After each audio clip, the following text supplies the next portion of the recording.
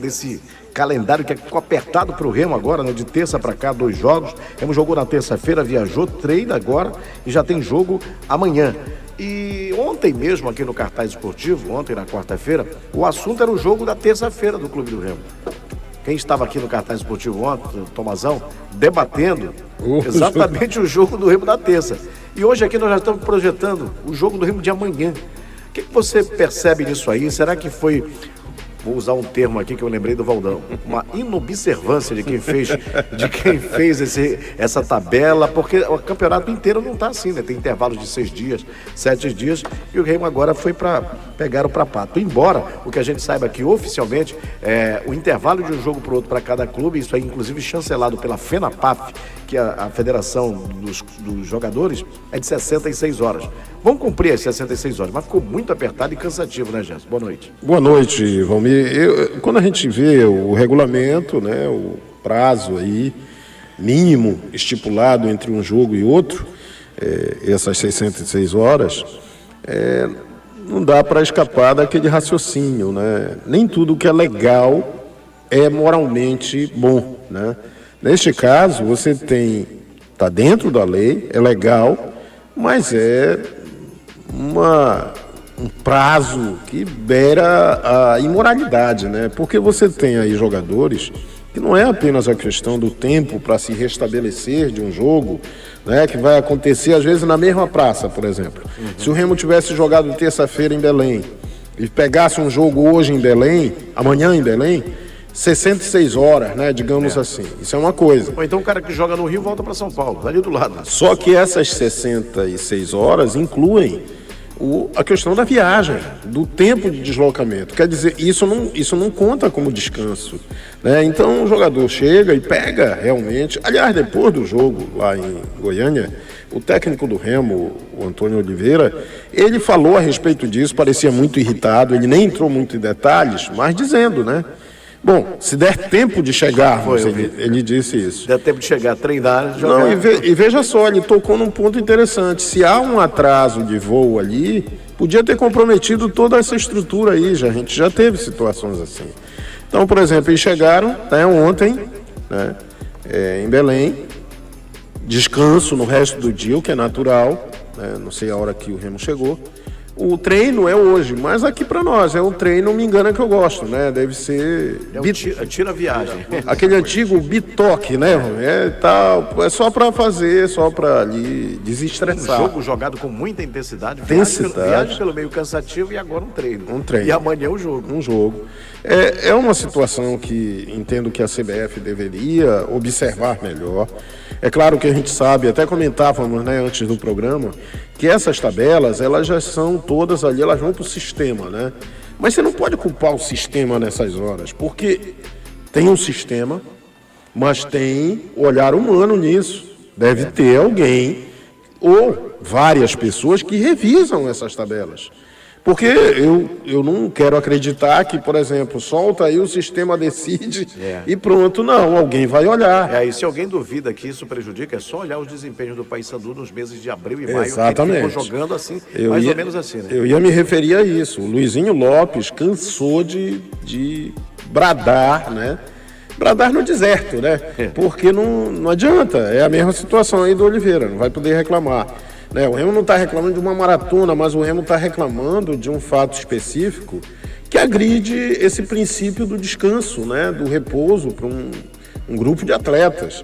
E o Paysandu teve uma situação que não era assim, de um jogo ali quase montado no outro, mas tinha uma sucessão de viagens seguidas, saindo daqui de Belém, fazendo um giro lá pelo sul do país. Quer dizer, prejuízo do mesmo nível e pior, mais prolongado até. Por isso a equipe se arrebentou toda, né? Chegou uma hora que o Paysandu tinha 5 jogadores apenas para levar como opção de banco de reservas. Isso ocorreu em 2 ou 3 partidas, sabe? E isso sob a indiferença da CBF. Várias vezes se questionou, se reclamou, os dirigentes do Paysandu reclamaram, mas parece que nessa hora a CBF pensa assim, não, né? Tipo assim... E tinha que olhar o seguinte, olha, o Pará é diferente. O Pará tem que olhar a malha aérea, porque ela também não tem todas essas opções, né? Você precisa trabalhar com uma logística bem interessante, tanto que o Remo precisou ir para São Paulo para chegar em Goiânia, né? Em vez de ir para Brasília, ele fez São Paulo, Goiânia, Brasília, depois Goiânia, foi muito complicado. Então, tá faltando aquele olhar, ou o Castilho falou isso ontem aqui, bastidor, né? A turma olhar antes aqui. Uma pressão maior. E, olha, vamos ter mais atenção para Olha, nós temos agora um vice-presidente da CBF, né? Pode ser um caminho também, aí certamente o Ricardo não está indiferente a quem isso. Quem não chora, não mama, né? Exato. Agora, seguinte, deixa eu trazer o Cacheado aqui com o seu boa noite, mas o Remo não quer saber disso, o tempo não para, como diria Casuso, o Remo já está treinando para o jogo de amanhã, e esse treino acontece agora, segundo o destaque do Cacheado, o Remo está treinando agora, ou então está terminando. Como é que está o treino do Remo? É debaixo de chuva, né, Cacheado? Boa noite. Boa noite. Um abraço para você, Valmir. Um abraço ao nosso Gerson Nogueira, o que bate de primeiro. Um abraço a todos ligados aqui na Rádio Clube do Pará, não é? E olha, Valmir, o Remo começou o trabalho por volta das 17 horas, 17h10, 17h15, né? Tivemos ainda há pouco uma zona mista, onde os companheiros, confrades, colegas do Grupo RBA também estavam lá, todos aí, logicamente, fazendo seu material para os programas, né? E o técnico, o nosso Antônio Oliveira, muito atencioso, brincalhão com a turma da imprensa, com os jogadores, né? Ele realmente é uma pessoa muito simpática, ao técnico do Clube do Remo, viu, Valmir? Um cara muito, se dá bem com as pessoas, não sei por que falaram tanto aquilo dele, né, rapaz? E ele tá tentando também, dentro de campo, né, Jéssica? Dentro de campo também se ajustando aí com o torcedor. Não se ouve mais o torcedor falar que o português não conhece, não se ouve mais. Essa que é a grande realidade. Ele fez um trabalho para soltar o músculo, né? E como dizia o Cleitinho, agora o Cleitinho, o lateral que o Remo tinha, né? Que depois do jogo... Para soltar a musculatura, né? Ele dizia isso, Cleitinho. Eu vou tomar uma daqui agora. E agora, Cleitinho, fazer o que? Não, vamos tomar umas 3, 4 para soltar a musculatura. Entendeu? Então, os jogadores terminaram e vão concentrar, né? Vai ter o jantar, né, na Toca do Leão, e daqui a pouquinho 23 jogadores vão concentrar. E com relação ao time, dificilmente ele vai mudar esse time. Vai repetir, né? Repetir. Daqui a pouquinho eu falo a respeito. Eu tenho uma memória fraca, rapaz. Qual foi o time que jogou?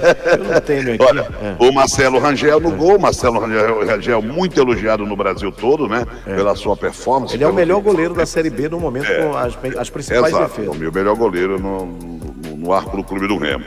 Marcelo Rangel no gol, Natan Santos, o Camutanga, Kaique e o Alan Rodrigues, Caio Vinícius, Cantídio e Pavani, Marrone, Matheus Davó, o menino Davó e Pedro Rocha. Valmir. Que tal repetir esse time, o mesmo que empatou lá com o Goiás? Eu acho que é uma medida, eu entendo que sensata da parte do Antônio Oliveira, porque o time foi muito bem, né? O primeiro tempo do Remo, buscando ali conter o time goiano, a pressão, resistiu a essa pressão.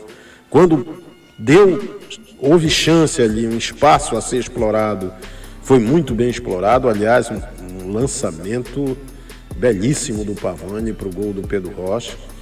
O gol foi bonito também, né? Gol bonito. E depois, no segundo tempo, quando o Pedro Rocha perdeu dois gols, um deles, houve o outro passe do Pavani do mesmo jeito, na diagonal. O Pavani muito bem na partida, com detalhe a mais de não ter recebido o cartão amarelo no jogo, o que a gente sabe que é algo, né, sempre aí a ser louvado. Eu só acho, e já escrevi até sobre isso, na jornada também falei, é que quando o Pavani foi substituído por cansaço, ele e o Cantilho, primeiro o Pavani se desdobrou, né, na marcação e tudo, havia um lugar ali para entrar o Jaderson. O Jaderson estava no banco. E o Jaderson daria ao Remo no segundo tempo um outro formato ali no meio. Renovaria as forças. E aí o Antônio Oliveira, não sei quem foi o grilo falante para ele, ou se foi ideia dele mesmo, colocou simplesmente o Dodô no meio campo. O Dodô e o Pedro Castro. O Pedro Castro até não foi tão mal. Tem 4 auxiliares. Mas o Dodô é brincar com o perigo. O Remo ficou com -1, porque sempre fica com -1 quando o Dodô está. O Dodô não encontra espaço para jogar. Ele está fora da equipe há muito tempo. Ele realmente é um jogador que não conseguiu assim se encaixar. Me surpreendeu até a entrada dele. Porque, olha, se o Jaderson não vinha jogando bem, como realmente não foi nos últimos jogos, até contra o Avaí ele acabou saindo também, mas não dá nem para comparar a produção do Jaderson com o que o Dodô tem feito. Aliás, ele nem entra nos jogos praticamente. E o Jaderson, ele dá uma movimentação, uma dinâmica diferente. Aquela única vitória do Remo fora de casa contra o Atlético, ela se deve muito à entrada do Dodô e do Marrone no segundo tempo. Eles mudaram o jogo. E eu esperava isso. A outra medida que eu acho que foi infeliz da parte do Oliveira foi ter colocado o Reinaldo em campo. Os dois zagueiros, Camutanga e Kaique, estavam muito bem na partida. Muito bem. E no finalzinho, uma desatenção, sai o gol, e justamente no lado onde estava o Reinaldo, marcando o Anselmo Ramon. Sabe, não estou culpando aí o jogador por isso, mas acho que é um jogador que estava há 2 ou 3 partidas de fora, né, por lesão. Não entendi aquela entrada que modificou o sistema defensivo do Remo. O Remo passou a jogar com 3 zagueiros de área, dividindo mais responsabilidades. Só que os 2 que estavam lá junto com o Caio Vinícius estavam dando conta, né, com uma boa atuação, principalmente jogo aéreo, antecipação. E a única falha que ocorreu, coincidência ou não, foi naquele momento. Mas eu entendo que o time titular que o Oliveira colocou em campo atuou muitíssimo bem. Eu acho que ele até encontrou o time ideal dele, né? Ideal na Série B é o seguinte, né, meu amigo? Ideal dessas semanas agora, porque daqui a pouco chega mais gente aí, muda tudo, embaralha tudo de novo. Mas acho que a equipe merece sim ser repetida nessa partida de amanhã à noite contra a Ferroviária. Já volto contigo, Cachado. Cachado, quem é teu convidado hoje, hein, Cachado? Eu estou aqui com Alan Rodrigues, lateral esquerdo, Valmir. Argentino Alan Rodrigues, depois vai falar com o Cacheado. Já aguardando, né? A diretoria, Cacheado, está aguardando o público de 20 mil espectadores. Mais ou menos isso aí que deu no jogo passado, né, Cacheado? Exatamente, Valmir. Deu um pouco mais de 19 mil no jogo contra a equipe... Qual foi o último jogo? O Avaí, não é? Avaí. Você viu o horário, né? Mas olha, esse horário é melhor, Cacheado. E esse horário aí? Pergunte pro Gerson se dá ou não 20 mil no Mangueirão do Leão. Eu acho que o cara não tá nem preocupado a hora que ele chega, a hora que ele sai. Porque a hora que ele saiu no jogo passado é um convite a não ir, né? Esse é o problema, né? Outro problema deste horário de 19 horas é o risco maior de chuva, né? Agora sabe o que acontece? O cara diz assim, é sexta-feira, amanhã é sábado, não trabalho, né? O cara já fica eu acho que o dia favorece. E também o fato, né, de estarmos aí já fora da quadra, né, de férias, que isso atrapalhou muito aí ao longo do mês.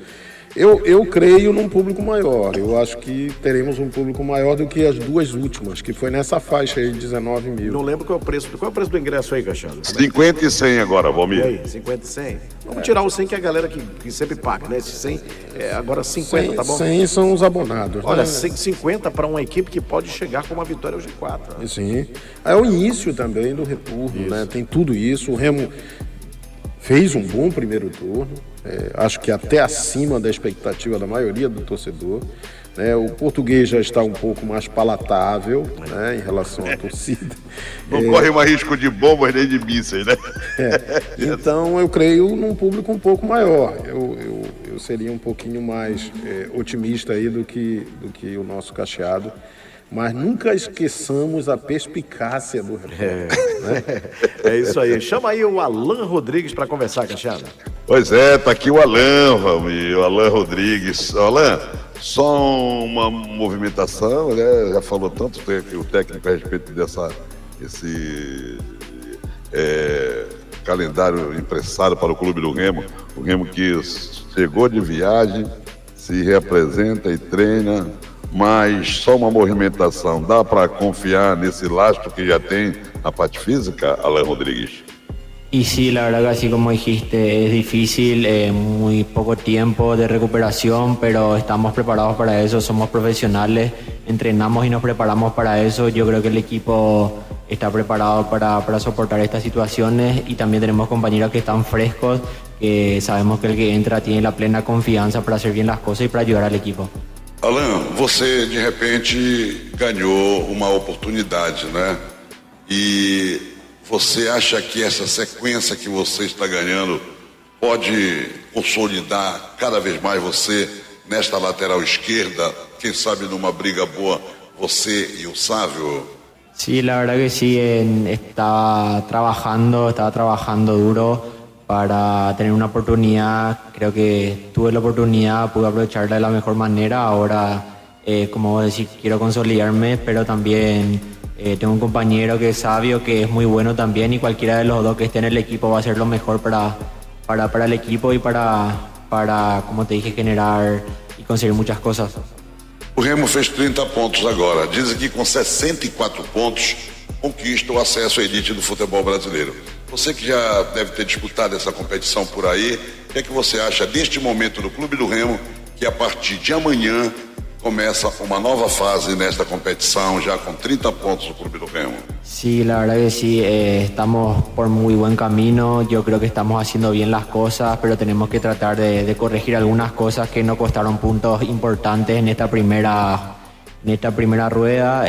Yo creo que si corregimos y aprendemos de los errores que tuvimos, yo creo que en esta segunda rueda vamos a hacer bien las cosas y vamos a conseguir el ansiado ascenso que queremos. Ele está aí querendo se consolidar. O que ele falou, ficou um tempo fora, agora tem a oportunidade, quer se consolidar. Alan Francisco Rodrigues Armoa.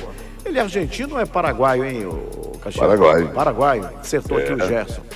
Paraguaio, tá aí. Um jogador que já foi titular, tá com a chance agora de voltar a brilhar, né? Tem ido bem, né? Tem ido bem. É aquela questão que a gente normalmente levanta aqui, que numa Série B é importante você ter titulares, no caso o Sávio é um titular, um jogador importantíssimo na campanha do Remo, mas é preciso ter reservas de um nível comparável, né? Um cara que entre e não faça com que o time perca muito. Entendo que o Alan é um jogador assim. Tem o fato de ser bem jovem, né? Um jogador de 24, 25 anos, e fez muito bem, começou bem, inclusive, né, no Remo. Depois perdeu espaço, mas acho que é uma peça que vem funcionando, né? Os jogos aí que ele participou, esse jogo contra o Goiás foi muito bem, né? E é um jogador que pode jogar o jogo todo, né? Dá essa tranquilidade também para o treinador.